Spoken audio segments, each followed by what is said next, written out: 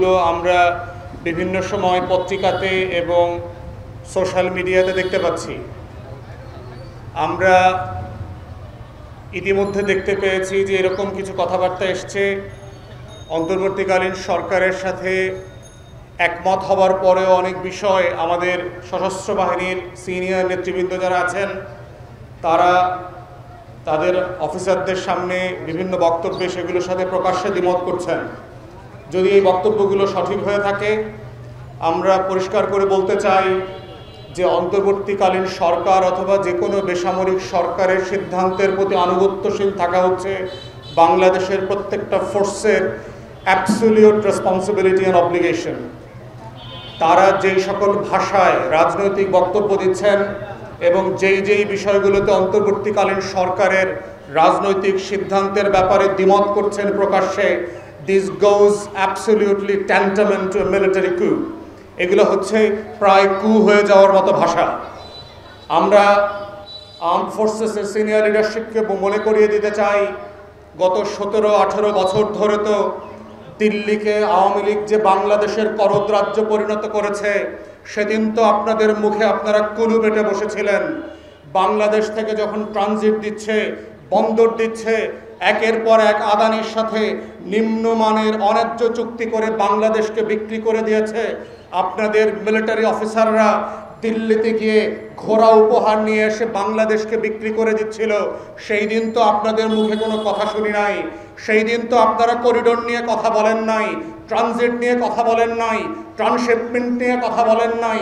আজকে হঠাৎ করে 18 বছরের দিল্লির গোলামি থেকে যেদিন বাংলাদেশকে 24-এর 1400 শহীদ মিলে নতুন করে শহীদ হয়ে এই দেশকে স্বাধীন করেছে, আপনারা হঠাৎ করে দেশপ্রেমিক সেনাবাহিনী হয়ে গেলেন। আপনাদের লজ্জা লাগলো না? 16, 17, 18 বছর ধরে আওয়ামী দিল্লির গোলামি করে বাংলাদেশের লেন্দুক দর্জি আর মীর জাফরের রোল প্লে করেছেন। আজকে দেশের মানুষকে বুঝাচ্ছেন অন্তর্বর্তীকালীন সরকারের কি করা উচিত এবং কি করা উচিত না।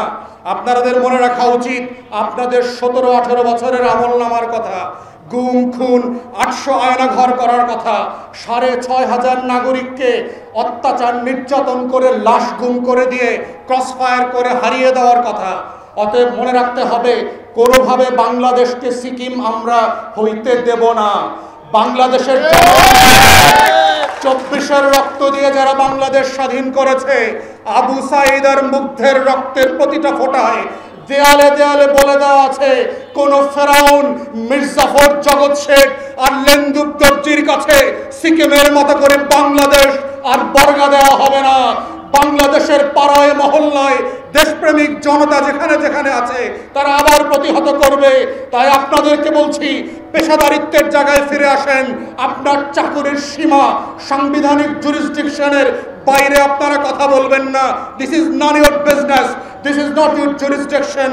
বাংলাদেশে অন্তর্বর্তীকালীন সরকারকে সমালোচনা করা, জবাবদিহিতার আওতায় আনার দায়িত্ব হচ্ছে রাজনৈতিক দলের, সিভিল সোসাইটির, নাগরিকদের। তারা সেটা করবে।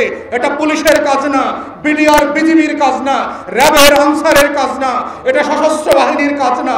এই দায়িত্ব হচ্ছে বাংলাদেশের রাজনৈতিক দল এবং নাগরিক সমাজ যেই ভাষায় অন্তর্বর্তীকালীন সরকারকে সমালোচনা করা দরকার, জবাবদিহিতা করা দরকার, সেটা আমরা করে যাচ্ছি এবং করে যাব।